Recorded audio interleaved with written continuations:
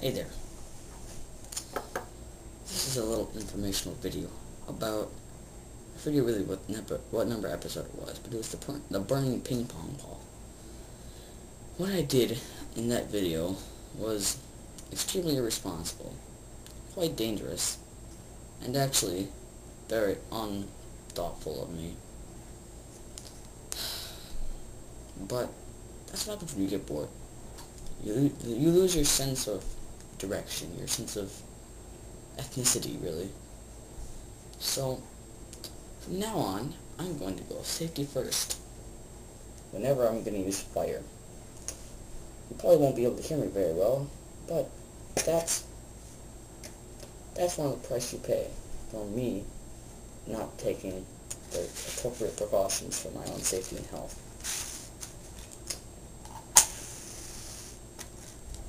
Fire. A self-sustaining, exothermic chemical reaction. Better light the candle before it blows out.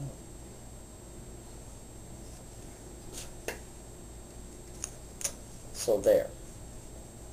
That's fire. I think the danger is past now that I've finished lighting my candle. As long as I keep it within more than 6 inches away from me. At any rate, the reason the ping pong actually engulfed itself and burned itself to practically nothing with fire is because the plastic that ping pong balls are made out of is flammable, quite obviously. The reason it didn't instantly burst into flames when I held the match underneath it is because it's coated with some kind of, I want to say wax, but it's not really a wax. It's got a thin, I guess, plastic coating of a different kind of plastic. But actually,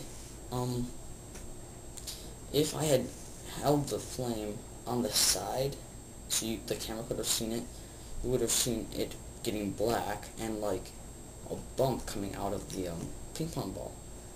That is when the plastic itself is expanding as it gets hotter, and it creates a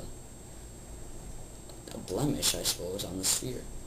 And once you burn through the outer layer, the ping pong ball quickly catches on fire, and then within a matter of 10 seconds burns itself away to nothing.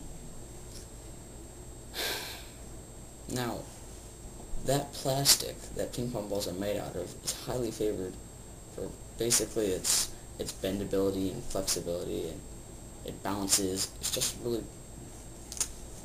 it's great for its use. But only two things are actually made mainly out of it: ping pong balls and guitar picks. Now, you'd be wondering how I found out that ping pong balls are flammable. Of all things, to tell you the truth, I did not come up with this great idea that burning ping pong balls might come up with a really great show. No, actually, I was reading a book, and it was talking about plastics and the origins of things like that. And I don't know why I was reading that book. I was actually walking through the nonfiction section one day, and I just came across the chemistry part, and I picked up a book. Looked and sounded interesting. I checked it out. I read it, and it mentioned in there, first of all, the ping pong balls are flammable. Second of all, mix bleach and toilet cleaner together, they'll explode. Some other things were also mentioned in the book, which I'm going to have to recheck out because I returned it. I'd like to demonstrate some of the things used in that book, just to cease my boredom. I'll fill you in on what I'm doing as well while I'm doing it, so you can follow along at home, if you so desire. Anyway, you probably can't see my face very well because the camera auto-adjusts to the brightness levels. The candle's pretty bright, so if I do this, now my whole face comes into focus and you can see me much better. But I like the candlelight. Now, the purpose of this video is basically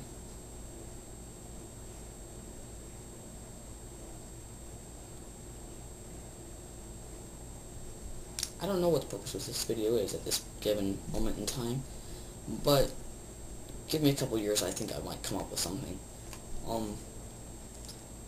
I really don't know what else I'm going to be saying in this video, but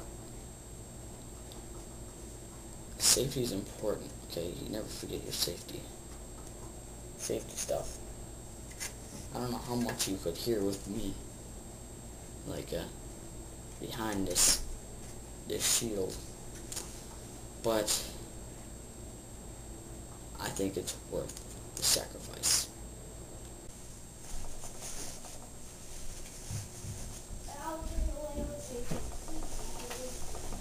You can't deny safety is an important factor in any scientific experiment. I think this might be overdoing it for what I'm going to be showing you on YouTube, which you can usually do at home. But safety first. It helps.